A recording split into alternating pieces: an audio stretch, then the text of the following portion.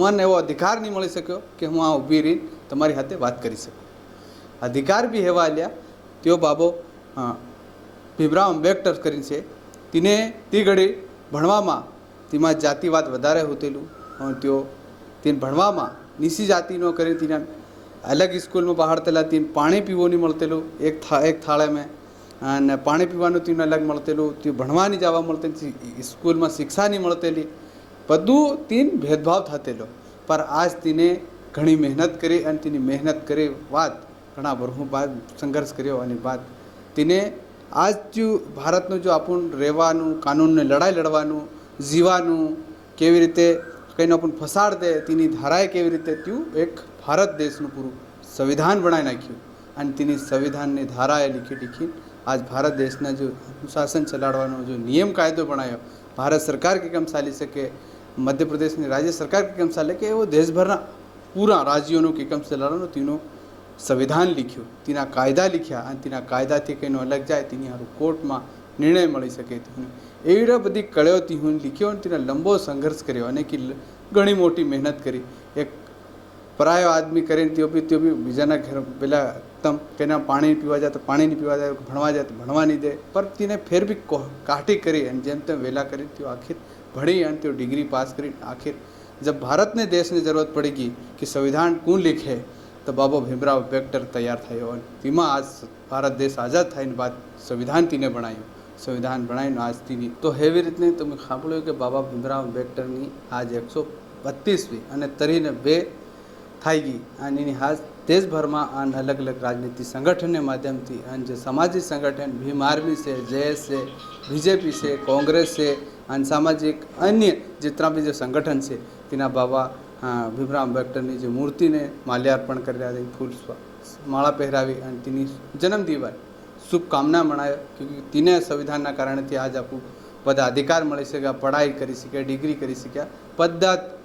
તેઓના અંદરમાં તો એવી રીતને એવું મોટું કામ કર્યું તો આજ અમારાના વશમાં કહેવાય કે ભગવાનના રૂપમાં અગર તેઓ અગર એવી રીતે લીખતો નહીં એવી રીતે કાયદો નહીં બનાવતો તો હમ એના કાયદાને આઝાદથી લડતા કે કમ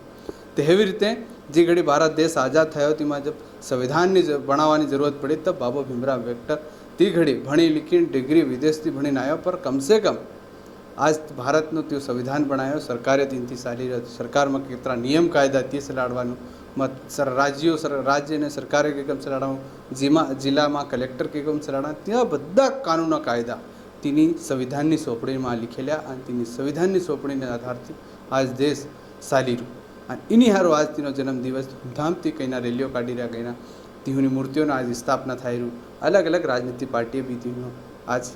उत्सव मनावी है एवं रीते झाबा में भाड़ो मळ्यो हमारा भीमराव आंबेडकर जो पार्क बनावेलू है झाबानो गार्डन से तेमां भी आज राजनीति दल ने भाजपा जेएस भीम आर्मी बधाई थाय अलग अलग तीहोनो संदेश शुभकामनाएं भी हूँ से ती भी सांभळो अने हूँ फिर तमारी वसमां एवी रीतनी खबर अने जानकारी ने आपतो रही काका बाबदा। आज बाबा साहब अम्बेडकर की जन्म जयंती है। आज इस उपलक्ष्य में हमने संविधान बचाओ सभा रखी। आप देख रहे हैं कि पूरे देश में कैसा माहौल है। भारतीय जनता पार्टी ने जो बाबा साहब अम्बेडकर ने संविधान में स्वतंत्र संस्थाएं दी थी कि इस देश में हर व्यक्ति को न्याय मिले, इसके लिए न्यायपालिका, सीबीआई, ईडी, इनकम टैक्स, ये सारों को स्वतंत्र रूप से काम करने का अधिकार प्राप्त है। उस सब की धज्जियाँ उड़ाई जा रही है, इसलिए हमने संविधान बचाओ सभा आज रखी। और इस बात पर कि संविधान की धज्जियाँ उड़ाई जा रही है, उस बात का एक प्रमाण आज उपलब्ध है आपके सामने कि भारतीय जनता पार्टी की रीति नीति जो है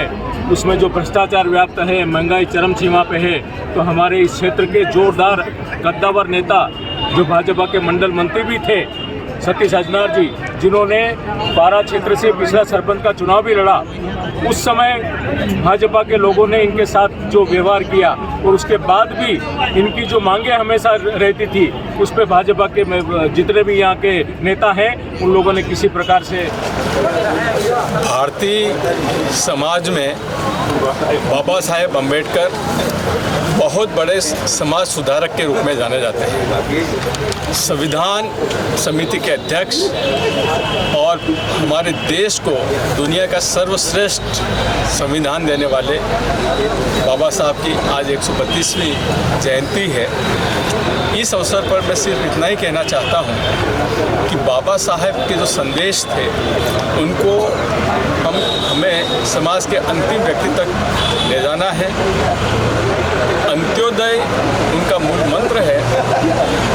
एक भारत श्रेष्ठ भारत उनकी कल्पना रही है। ऐसे में विशेषकर भारतीय जनता पार्टी का प्रत्येक कार्यकर्ता, जिसमें मैं भी सम्मिलित हूँ, हम समाज के अंतिम व्यक्ति तक पहुँचेंगे और उनका संदेश पहुँचाएंगे। एक बात आपने कही कि अगर बाबा साहब नहीं होते तो बाकी सब होते, पर मैं यहाँ नहीं होता। नहीं, बाकी के बारे में तो मैं नहीं कह सकता हूँ, पर मैं तो आरक्षण की वजह से ही आगे बढ़ा हूँ और मेरे जैसे करोड़ों अनुसूचित जाति और जनजाति के लोगों को आज सम्मानपूर्वक जीवन जीने का अवसर मिला है, वो बाबा साहब की वजह से ही मिला है। तो हम उनकी इस अनुपम देन को जीवन में कभी नहीं भूल सकते। हमारा जो संविधान और संविधान का शीर्षक था, हम भारत के लोग भारत को संपूर्ण प्रभुत्व संपन्न अंतर्राष्ट्रीय धर्मनिरपेक्ष गणराज्य बनाने जो एक शीर्षक है, मैं उस शीर्षक के तहत हमारे झाबुआ जिले के समस्त निवासी, हर वर्ग के, हर समाज के उन सभी बंधुओं को बधाई शुभकामनाएं देता हूं कि बाबा साहब ने जो संविधान लिखा था और संविधान की उद्देश्य का जो शीर्षक था, उस शीर्षक को आत्मसात करते हुए हम सभी लोग किस प्रकार से एक साथ रहकर समरसता का भाव लेकर इस जिले का विकास और देश का विकास कैसे करें, इसके लिए हम सबको एक दूसरे का साथ देकर, एक दूसरे के विचारों को समझकर, सुनकर और हमारे झाबुआ जिले को उन्नत विकासशील बनाने के लिए और भाईचारे की बंधुता बनाने का सब लोग काम करें, ऐसा मैं पूरे जिले के नागरिकों से आह्वान अपील करता हूँ। आपके समस्त दर्शकों को